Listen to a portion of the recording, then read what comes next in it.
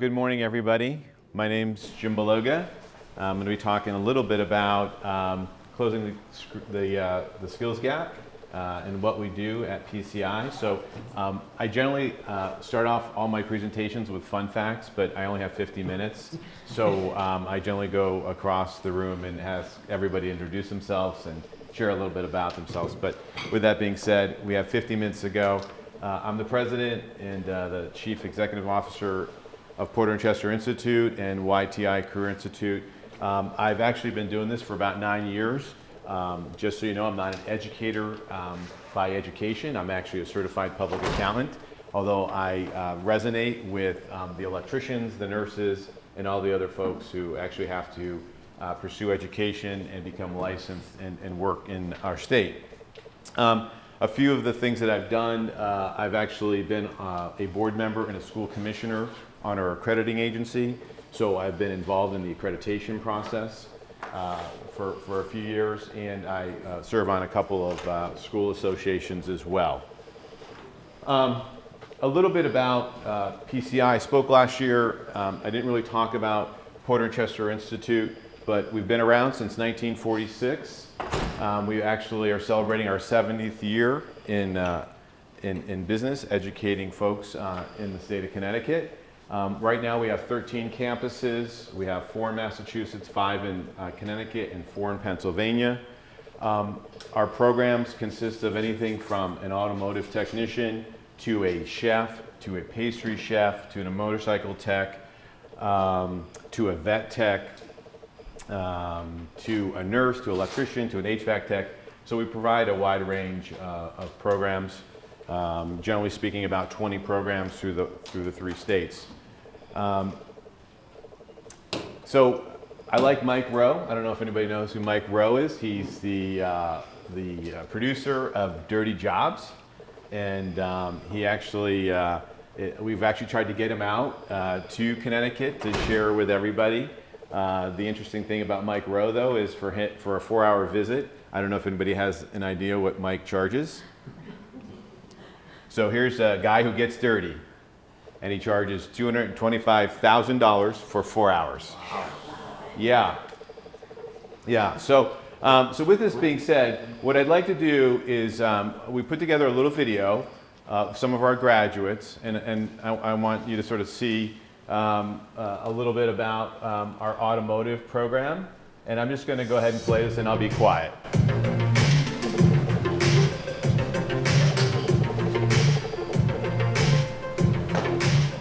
My favorite class was probably the tech ed class, because everything hands-on. You know, I was kind of like the jokester, always thinking, it easy during high school, just kind of cruising along.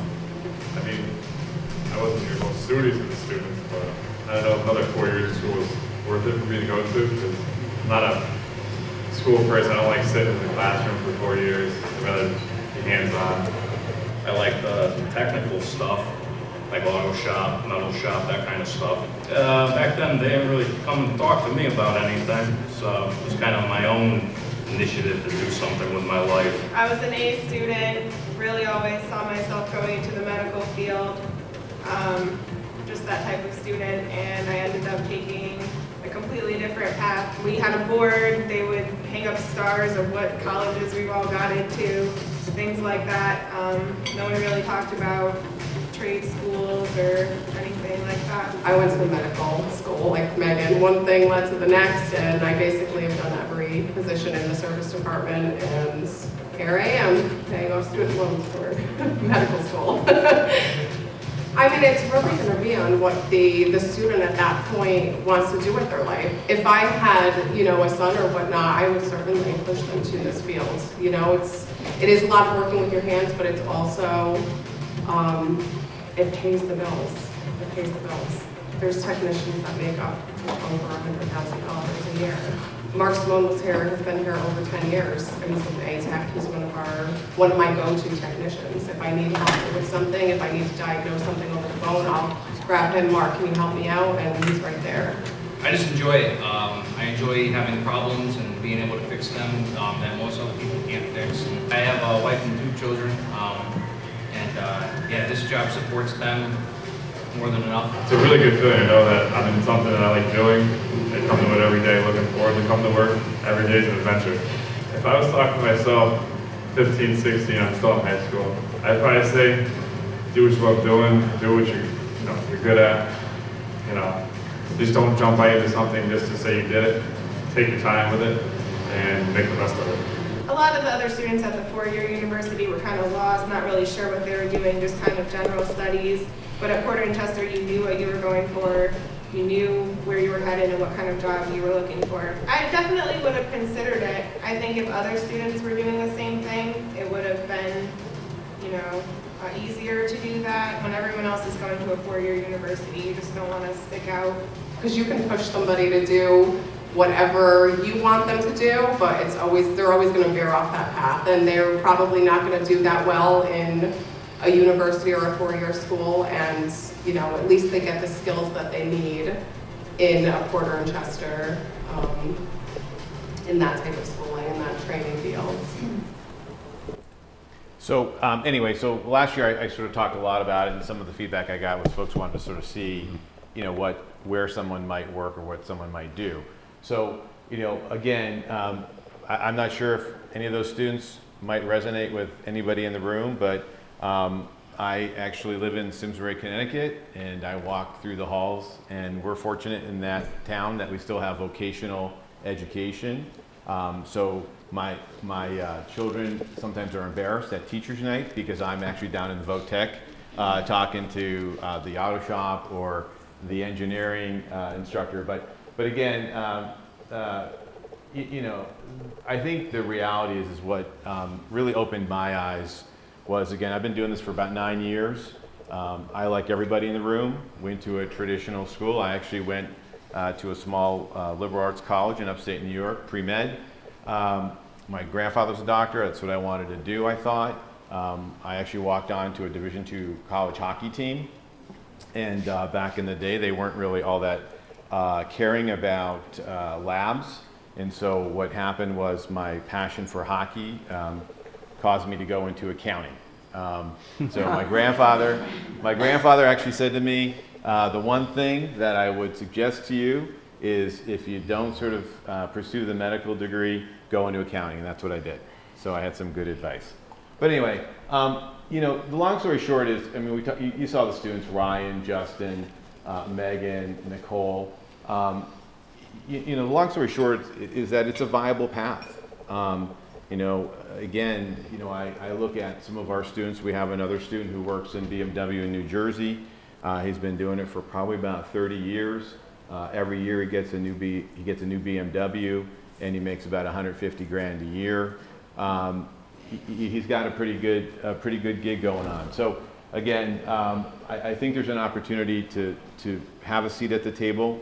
Earlier this morning, we talked about not every kid is destined to go to a four-year school. So I would say it's sort of up to us to figure that out. So this is a little bit of the, I don't know if anybody knows who this is. Anybody in this presentation last year? No? Good. Anybody who know who this person is? It wasn't my grandfather. He's not my grandfather. And he's not a president. Okay. No, Lord Worcester, no. No. Anybody have any idea what this is? No. Okay, good. All right. So it was George Ohm, and basically he sort of took some work from Volta, the Italian scientist, and he was a German physicist and mathematician. So he actually developed something called Ohm's law. And so if you're an electrician, or if you're an automotive tech, or an HVAC tech, or anybody who might be subject to electrical current, you know who George Ohms is. So again, he developed this triangle, okay, which is Ohm's law. And again, this is the simple algebraic equation, E equals I, okay, which is amperage times the resistance to get your voltage, and then obviously I equals E divided by R for amperage, and then R E divided by I for resistance. So I'll let that stay there for just a second because it's going to get interactive here in a minute. And so, long story short is I'll help you a little bit here, but I want someone in the crowd to solve this mathematical problem. Okay? So you've got 20 volts and 10 ohms. So if you take this equation, I'm giving you the sort of equation right here, I equals E divided by R. What amperage is this series circuit? Anybody? All right, we'll keep moving. What did I hear? Very good. Congratulations. A round of applause. Yeah, it's awesome. So here, I've actually have stuff to pass out to you, and I don't want to carry this back. So here you go. So there you go. The answer is 2. Okay, 2 amps for this circuit. But this is just a little bit that's coming out of our curriculum. Okay, so I would say that, and again, I could have picked any piece of our curriculum, whether it was nursing or HVAC. Again, we do require an element of math to become an electrician. And what I would say is, being in the trades, you probably will use a little bit of geometry and maybe a little bit of trigonometry when you're out in the real world, because those are the shapes that you're dealing with. So I'm not going to torture everybody else. Here's another example as well. I'm going to sort of click through this because I do want to talk about something at the end and get your feedback. But long story short, this is trying to solve resistance again for a series circuit. So it gets a little bit more complicated. I showed you just one circuit now.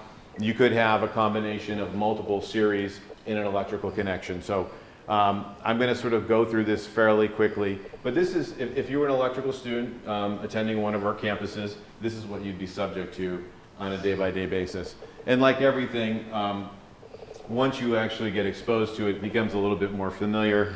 We actually do have, Greek alphabet letters, and the electrical students, are, I would say, some of the folks who are generally a little bit more sophisticated when it comes to STEM-related topics in high school, because again, the ones that are really good do need to understand math, and they do need to understand some geometry and trigonometry.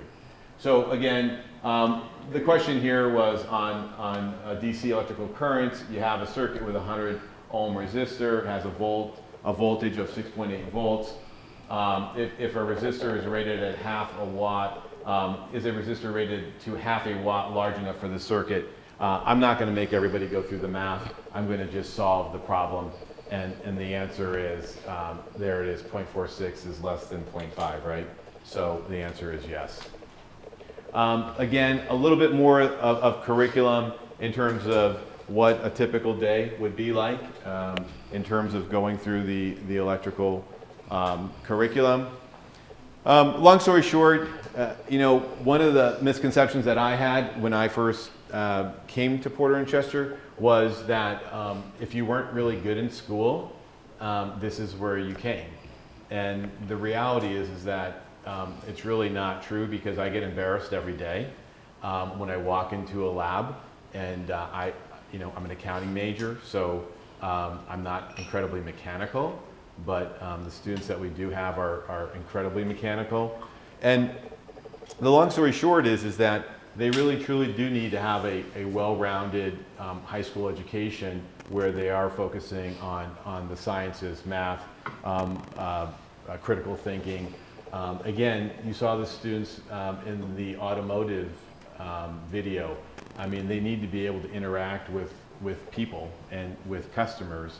And again, not that they need to know the Queen's English, but they do need to be able to speak in a way that it's going to lead to their success and their employer's success.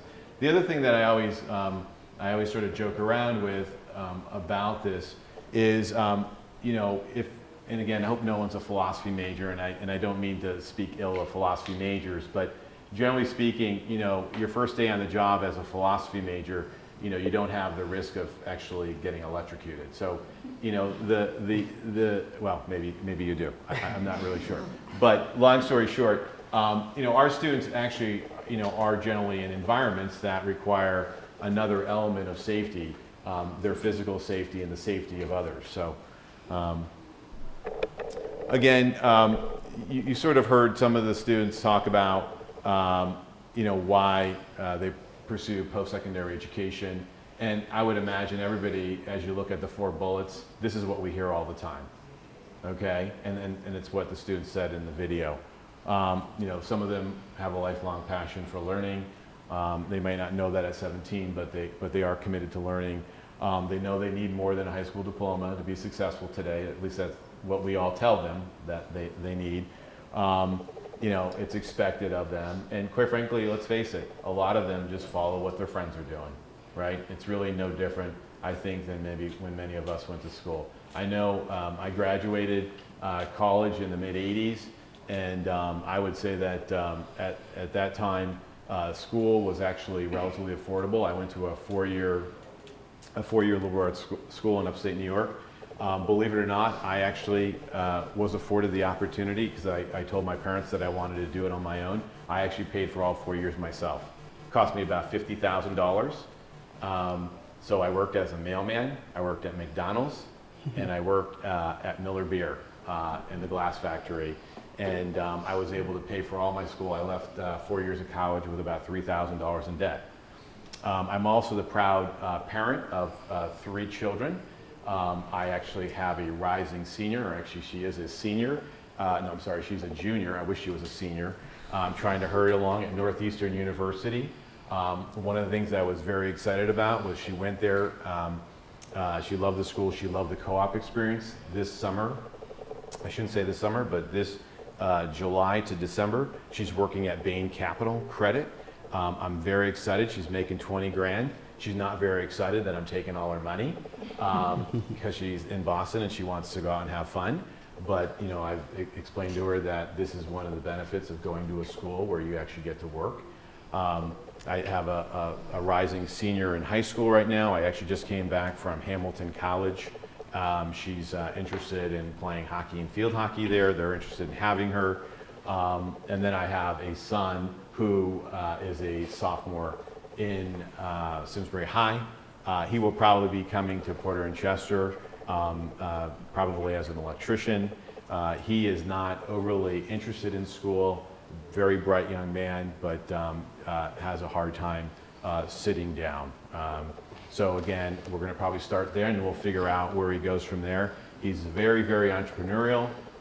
So I'm sort of saying to him, hey, if you get really good as an electrician, maybe I can come retire and work for you when you have an electrical contracting business, because I don't know the last time you had electrical work, but we actually put a TV in a little bit ago, a flat screen TV, and when I contracted with the electrician said $200 to get to the door.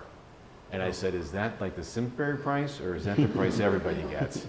And interestingly enough, he said that's what everybody gets. And I said, $200 to get to the door. I said, I was a CPA, I never charged for travel time. And he said, well, you should have become an electrician.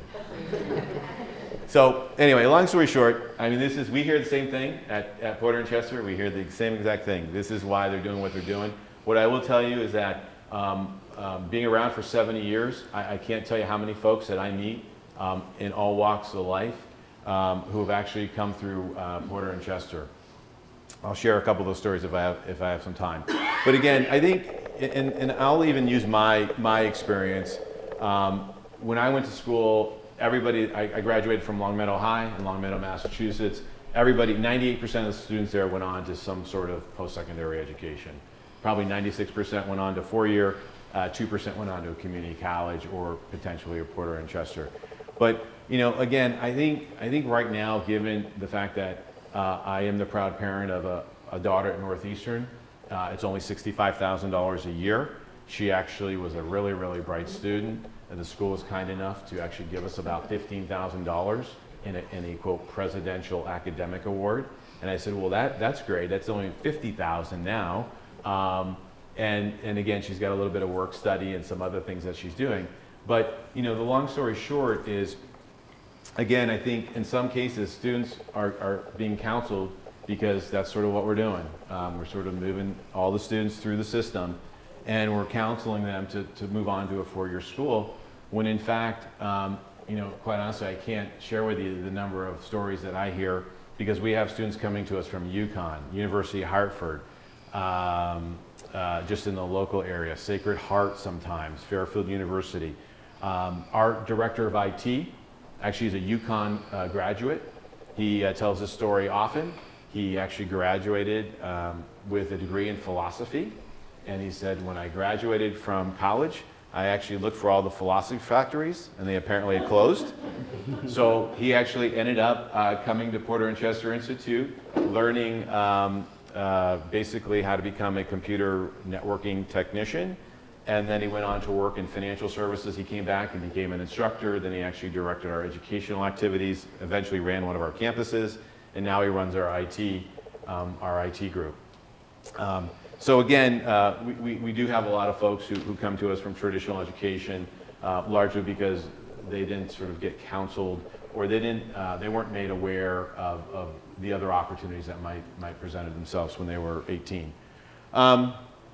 Again, I shared this stat. We actually tried to see if this stat had been updated by the state of Connecticut for this year. I shared this last year. So it's a little bit, when we share this, I mean, folks don't realize that fewer than half of the Connecticut State University students graduate within 16 years.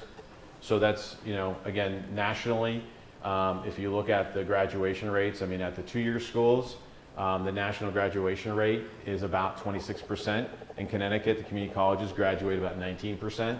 I'm not sort of saying it's good or bad. It is what it is. Those are just the stats. And again, if you go to a state university, you're going to spend on average about $20,000. Again, to share a little bit more about the classroom experience, we didn't take any film of that. I probably will do next year, because I think a picture, really sort of helps accentuate the environment. But again, we spend a lot of time on professionalism. One of the things that we did when I came on board a few years ago is we put everybody in uniform. So if we're sort of taking a little bit of maybe their backgrounds out, and we put everybody on a level playing field. And again, when you walk into one of our classrooms, I mean, we might have students who are 18, we might have students who are 50 in an environment, and they could come from Simsbury, Avon, Farmington, or they could come from Hartford, Bridgeport, New Haven. And it's amazing to me how our instructors are able to bring really sort of a broad spectrum of life together in a room, and to actually see the students work together. It's sort of interesting, and I'll share something in a minute, but we've really tried to impose, if you will, to some degree, our will on our student population, in that I talk about three things. I talk about appearance. I said you have literally a second to make a great impression. And quite honestly, don't believe anybody who tells you they're not going to judge the book by the cover. If you're not tucked in, looking professional, a potential employer is going to probably walk right by you. And again, we have employers like BMW walking through our campus, amongst many others. Again, the next thing I said is, 90% of your success is showing up. Just get yourself to school, is showing up. And then the last is your attitude. And employers want, and we hear it all the time, employers want students who want to learn, and who want to get better. Believe it or not, we're the only post-secondary technical institution in the country that actually uses these. We were recognized by Apple Computer. So we're actually a distinguished school of Apple. We went through an extensive process to achieve that status with them. If you want to go on to iTunes you can look and download our iBook. We actually have an iBook. We have a few iBooks. We actually, one of our faculty members wrote an iBook called Trade Math. I actually sometimes go to it because it's actually helpful on the weekends when I'm doing stuff. And again, many of the opportunities, the programs that we offer, I mean, these are the folks who are basically running the country every day. I mean, whether it's a medical office, dental office, whether it's in construction, whether it's new construction, or some type of improvement in construction, automotive, like I said, motorcycle tech out in Pennsylvania, culinary in Pennsylvania, vet tech. Again, I mean, these are, these are opportunities that students basically spend anywhere from, I'll say 12 to 18 months, give or take, with us, and then they're out generally employed in the workforce. You know, again, one of the things that we did a few years ago is we were approached, you know, I tend to like to touch things, so I'll just share some of the stuff, and you probably have some of the stuff in your schools. But you know, one of the things that we actually had here, I'll just send some of these around. We actually had MakerBot in, and you know, one of the big things that's going on right now is 3D printing, and it's I would even say it's sort of passé. But I mean, these are things that are actually made with 3D printers, and so we actually struck up a little relationship, bought some 3D printers, and again, what we're finding now is for example, we have a campus in Rocky Hill, and there's, with the emergence of manufacturing back in the state of Connecticut, there's a lot of folks who are now sort of pursuing this. And again, you actually have to be relatively talented, both mathematically as well as artistically, in terms of design.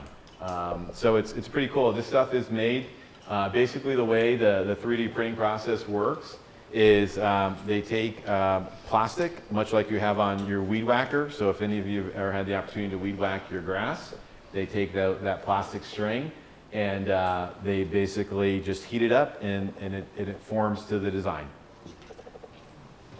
All right.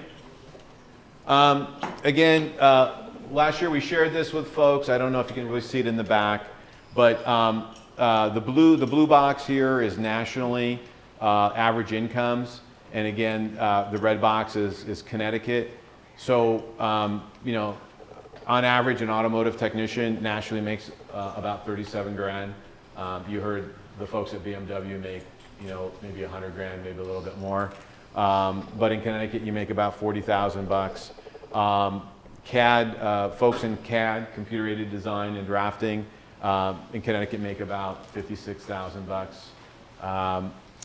Computer networking is also hot. Electrician, for those of you who can't see it in the back, 56K. If you're in electronics, 68K. HVAC, 53K. Dental assistant, 4K. Medical assistant, 34, and then an LPN or licensed practical nurse, 55K. Again, we have a licensed practical nursing program in our 5 campuses in Connecticut. It is very, very difficult. I actually went to college as a pre-med major. I've sat in some of the classes, and I haven't been in school in a while, but it's actually pretty hard. It's probably our most challenging program academically.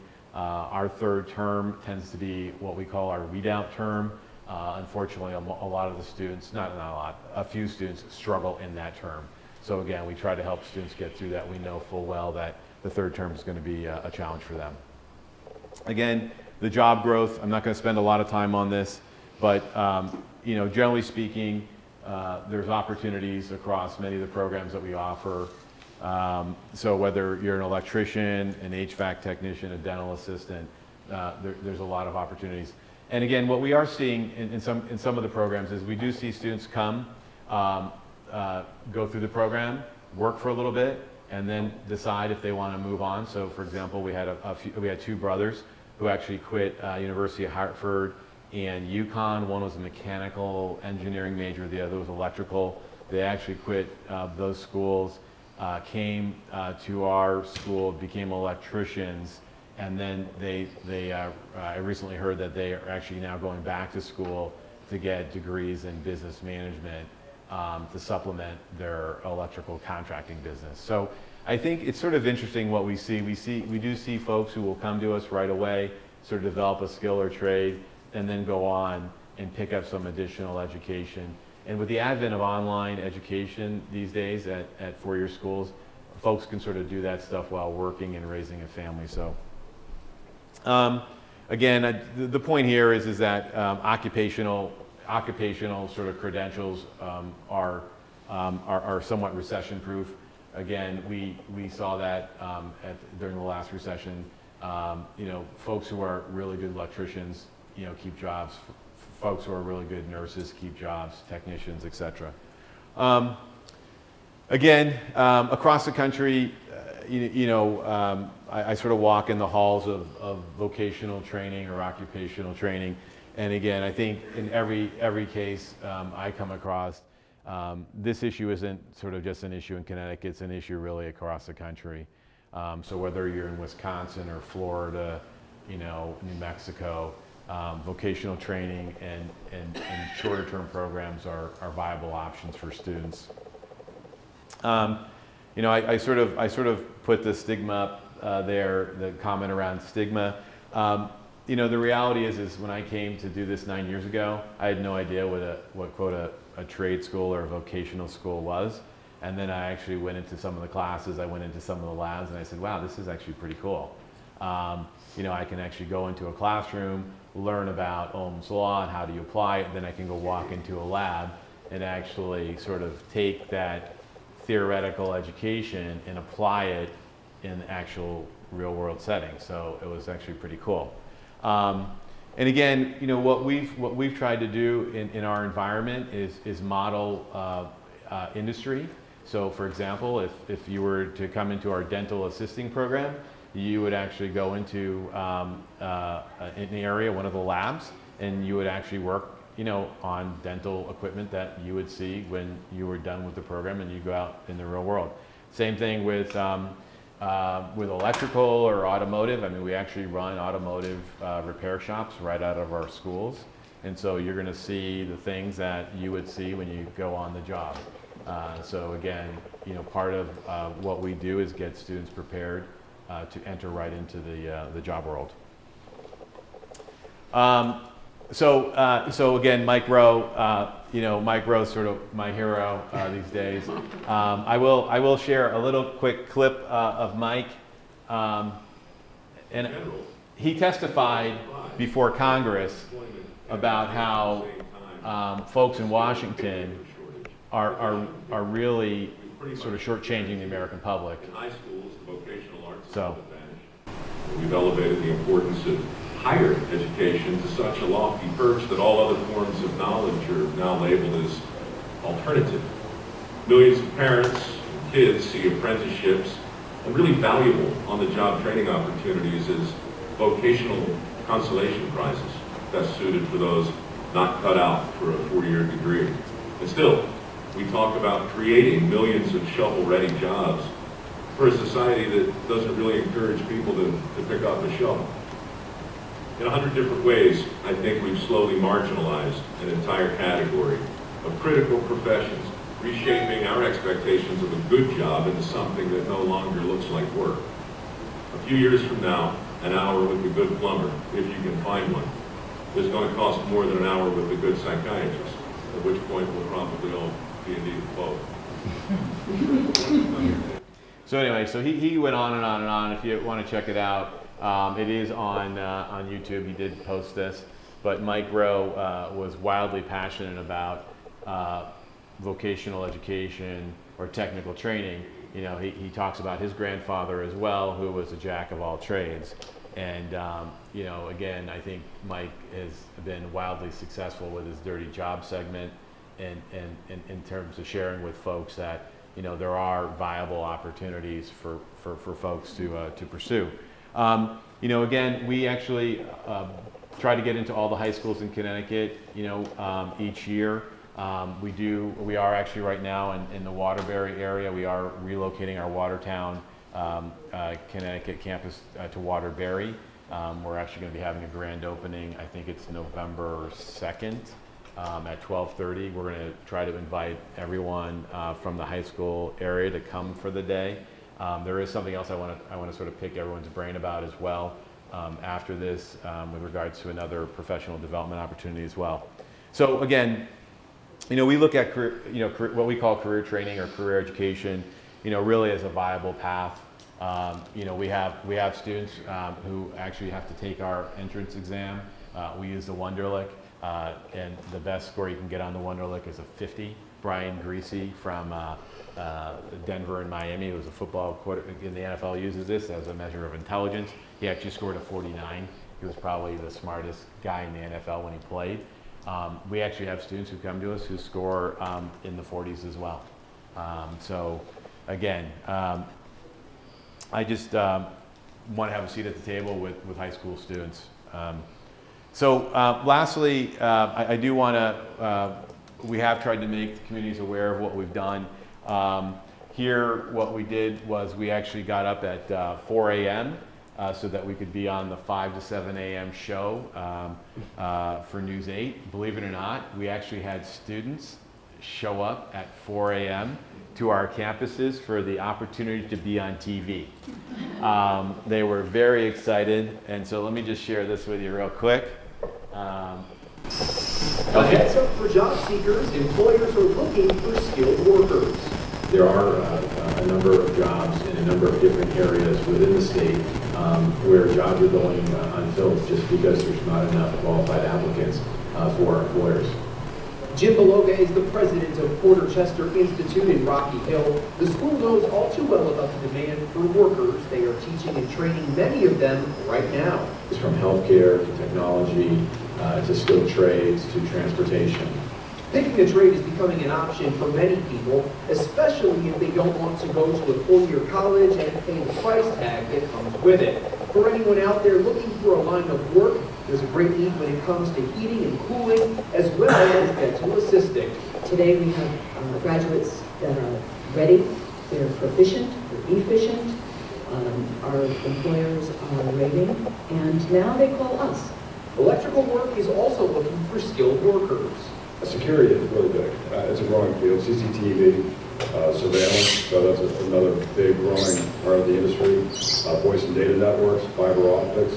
For electricians, what we've been seeing is that the market is growing. The majority of classes at Porter Chester take a year to 18 months to complete. After that, it's off to a job where your talent and services are greatly needed. They get to truly experience what it's like to be in an industry or in a profession. Reporting from Rocky Hill, Brian Spivers, News 8. So anyway, we actually, we had about 20 students who showed up at 4 in the morning to do that. It was actually really cool. The Brian Sparrows who came out was actually blown away. I mean, he so much so that News 8 actually called us back and asked us if we could do another segment on that. We also have done stuff with Fox 61. I don't know if anybody remembers Angelica Spanos, but she was actually one of the reporters, and we actually sort of suited her up in the automotive, some automotive gear, and we put her to work, and she sort of was, joking. Here's this gal who, or this woman, I should say, this woman who is got, I want to say, her undergraduate degree from George Washington. She went to Columbia's School of English. Very well respected young reporter, and she's like, you're not going to believe this, but when I grew up, my brother was like a gearhead, and he used to show me all this stuff in the garage at our house. And so we suited her up, and she started getting into it. So it was it was very cool to see. But anyway, I specifically went a little bit quick because last year I talked forever, and no one really got a chance to ask questions. And again, I do want to ask a couple of other questions about another opportunity that I want to share with folks at the high school level. That's really my presentation. Again, like I said, I've been doing this for about 9 years. I have to say that I am thoroughly impressed with the sons and daughters that come to us from the families in our communities, and it's really a great feeling to be almost anywhere in New England, quite honestly, and bump into somebody who's gone to Porter and Chester, and I can share tons of stories. My son played travel league baseball this summer. The gentleman we bought a wood bat from, Porter and Chester graduate, makes wood bats as a hobby. I was up at a hockey tournament in Burlington, Vermont with one of my daughters a few years ago.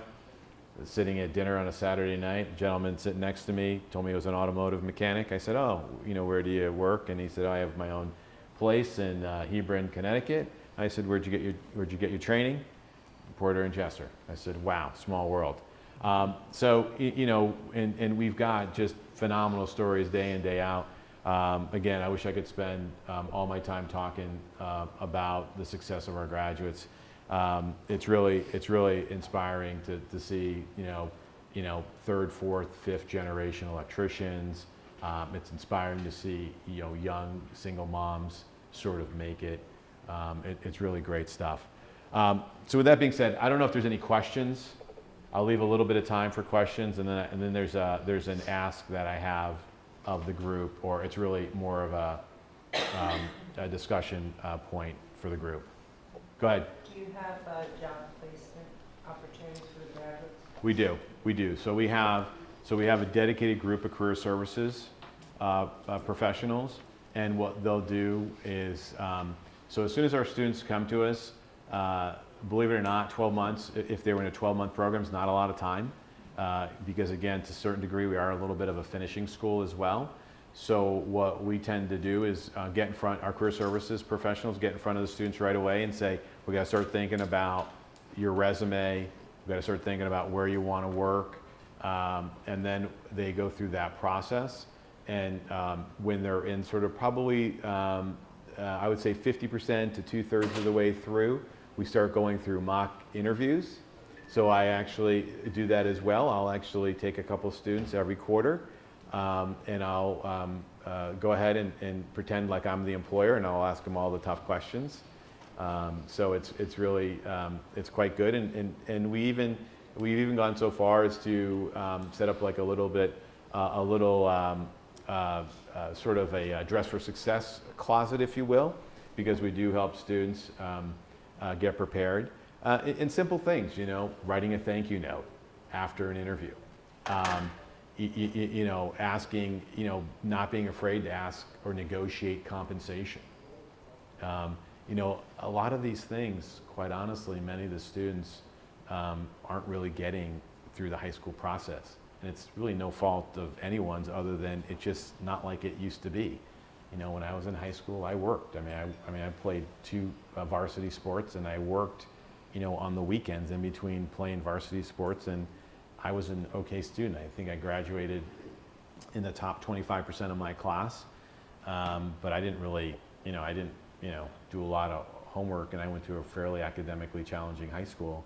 And nowadays, you know, my experience with my children is that many of them don't work.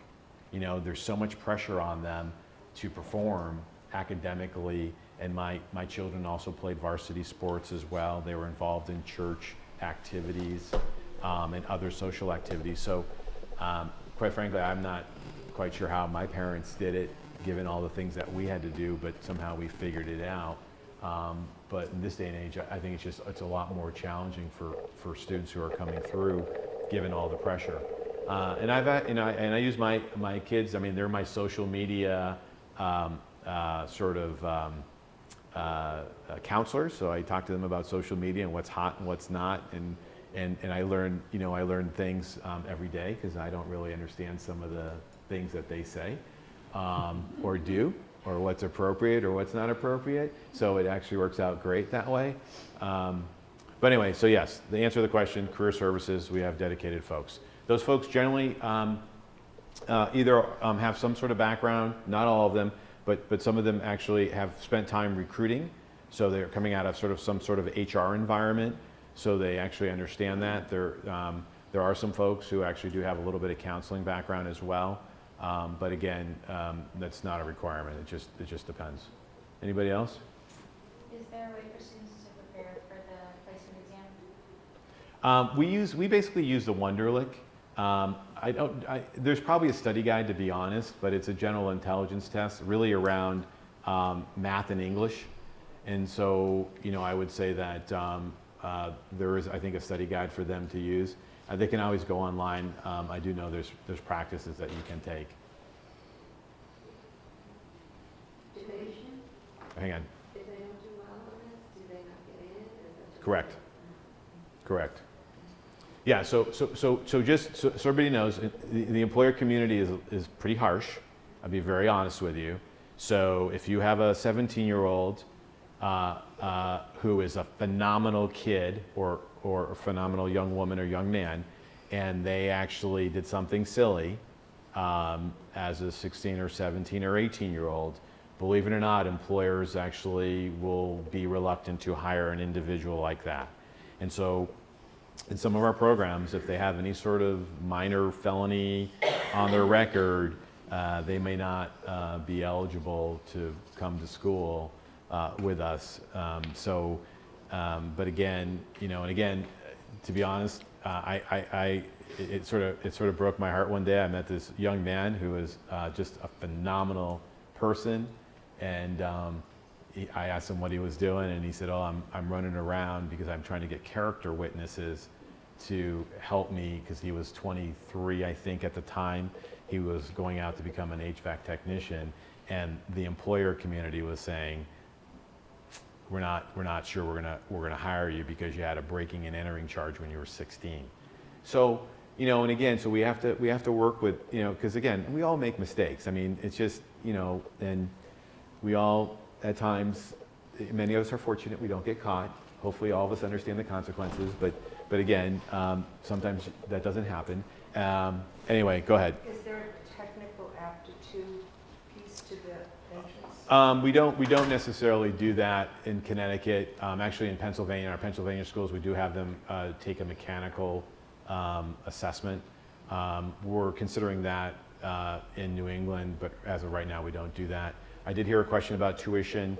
The programs generally will range from 9 months in the day, 9 to 12 months in the day, to about 18 months in the evening. In Pennsylvania, we have programs that go 21 months.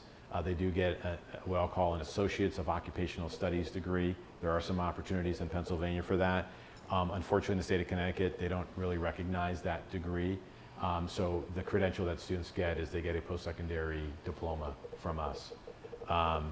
And the tuition will generally range on the low end. I think a fair number is to say it's between $20,000 and $30,000 to come to school for about a year. Our nursing program is a little bit more. It's about $36,000 roughly. There's another question? Go ahead. I have two. Yeah. One is that weed out, especially for nursing. What's the consequence? Can they take other courses within Port Winchester? And the other is for that high schooler who doesn't have a clue, has not done wood shop, no any technical background. Yep. Is that person still a good candidate for joining? Yeah, I mean, so okay. First question: what we do is we're able to monitor. I mean, because we have relatively small class sizes, the instructors do monitor students. And again, what we try to generally do is with that student who's struggling, provide some additional service to that student. What will happen is sometimes what we'll tell the student is, you're taking on just too much right now. I mean, so you're a single dad, you got 2 kids, you're coming to school, maybe you need to take a break, and you just lost your daycare or something. You need to take a break and then come back. So what we try to do is, for students who might struggle for what I'll call life reasons, we try to get them back in to the environment, probably a term later, giving them some time to sort of work that out. And the second question was? The kid who's 16 and really doesn't have any known aptitude for technical. Yeah, so here's okay, so anybody here from the VOTech schools in the room? Yeah, okay. So I've actually talked to Dr. Torres, and I've talked to other folks in the state. The VOTech right now can only, I think, hold around, call it 2,500 to 3,000 students. Apparently, from what I've been told, there's about 6,000 students who'd like to get in. And then what I've also been told is that of the, call it 2,500 or 3,000 students who go, 2/3 of those kids, and correct me if I'm wrong, 2/3 of those kids go on to traditional 4-year schools. And we have the same thing. We see the same thing in Massachusetts. There's a school, Worcester Technical School. President Obama spoke at that school. Very, very hard to get in. And so we have students who are more traditionally inclined to go to traditional 4-year schools going to Worcester VOTech, crowding out the kids who really could use that education because they don't have any interest in going onto a traditional 4-year. And so what's happening is the kids are able to experience a sort of a different learning environment. And so the better students are going there, crowding out the students that the school is originally designed for. So did I misspeak on the Connecticut piece? Was I close? Numbers are a little higher, but okay. I agree with you. Yeah. I think that's what's happening. Yeah. A lot of places. So again, I'm somewhat blessed in that Simsbury still dedicates a little bit of dollars to vocational training, you know, what I would encourage everybody to do is you know, give us a call. We have some representatives from our school here today. The best way to do is get a bus tour, get the students to come out and sort of on a bus tour and see what we do. And we have students who come through all the time on bus tours, and they'll come in sort of the later part of the morning, and they'll come through and they'll see other students actively engaged in the learning process at our school. What other questions we have? Because I do want to go ahead, fire away. You talked about how since you don't recognize what students obtain there past a post-secondary diploma, are you guys working to change that with the state so they can have it accredited like Pennsylvania does as an associate's degree? I am, and I'm a lonely voice in this process. So, you know, whatever support I can get from anybody else in the room, I would welcome at any point in time. You know, again, like I said, I've become incredibly passionate about this only because I see the value. But right now, Connecticut's not there. So, and it's really collectively. I think there's got to be more of a collective effort from the ground up, if you will, from the grassroots, to start sort of complaining about why don't we provide, you know, a credential in occupational studies in the state of Connecticut? Because again, you know, there's a tremendous amount of value. And again, I look at it, I'm fortunate, a lot of my peers, their sons and daughters go to, you know, Duke, Brown, Harvard, MIT, you know, and some of those students do exceptionally well. And then there's other students who, quite frankly, have gone for, you know, $250,000 of education, and they've gotten, they're working as a friend of my daughter's is an NYU graduate from Tisch School of Theater, and her parents are pretty excited. They spent like $250,000, and she's actually using her college degree to be a bartender. And her mom and dad are sort of like, this could be somewhat theatrical at times, maybe from, you know, 9 to 11, 9 to 1, whatever it might be. But this is what we had in mind. And so again, I think, and I'm not saying that anything wrong about it. I'm just saying that sort of, bless you, that's the reality of sort of the spectrum, I would say, that we sort of see.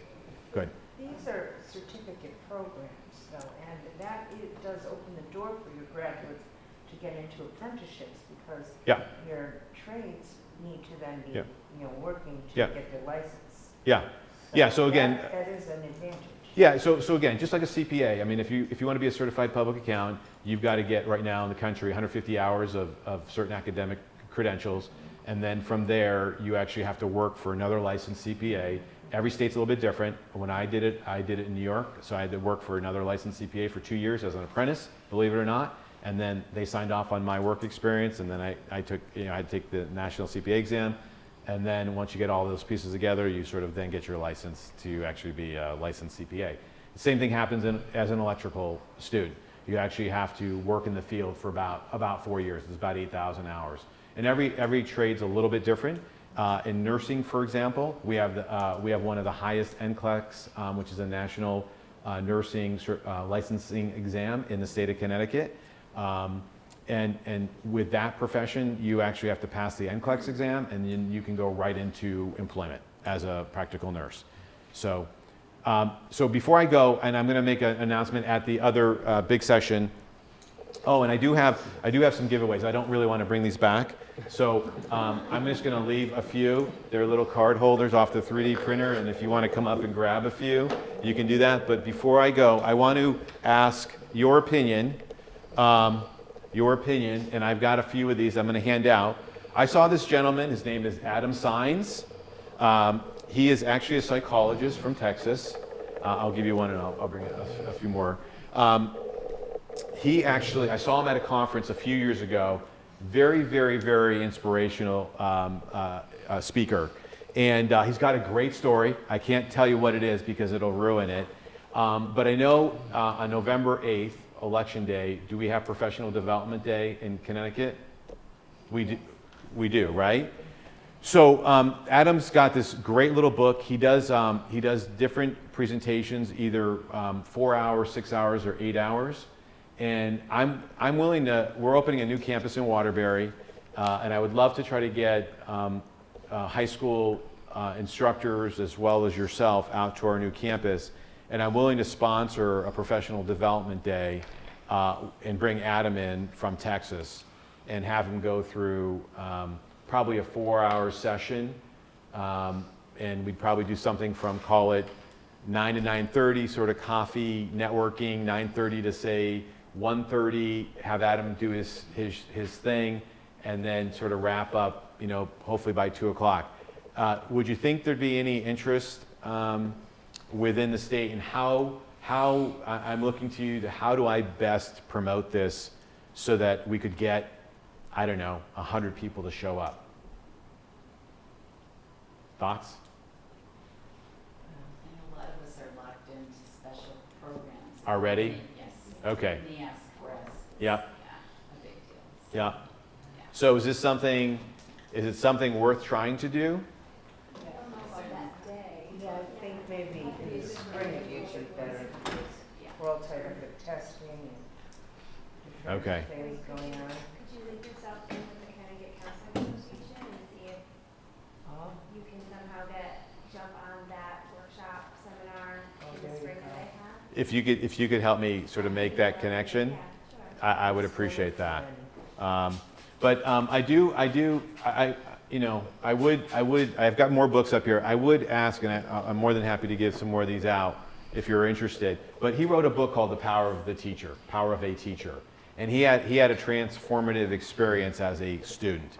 I'm just going to leave it at that. And so he then went through and basically wrote a book to really help, he thinks, teachers think about their physical wellness, their spiritual wellness, and their occupational wellness. And it's actually a pretty easy read.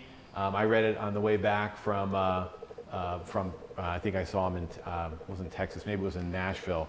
But you know, the table of contents, let me just hit it. There's only like 9 chapters, and it's really an easy read, and it's great stuff. So financial well-being, spiritual well-being, emotional well-being, occupational well-being, and he's got like a wellness teacher wellness inventory. So I've got some more of these. He was kind enough to ship some up. I told him that I wanted to do this in terms of trying to get some folks to show up November 8th on Election Day to one of our campuses. I'm still going to probably do it. I'm going to make it available to the, probably to the general public as just sort of a nice thing to do, to have folks come in. And Adam's a phenomenal speaker in and of himself. And again, if I can get on the speaking circuit, I'd be happy to do that as well. So I know I'm over my time, so I don't know if there's 1 or 2 last questions before we wrap up. Just your different campuses, do they have an emphasis on one school more than one? Not in Connecticut. Generally in Connecticut, we offer all 10 programs. Yep. Okay? All right. Awesome. Thank you. Thank you for your time.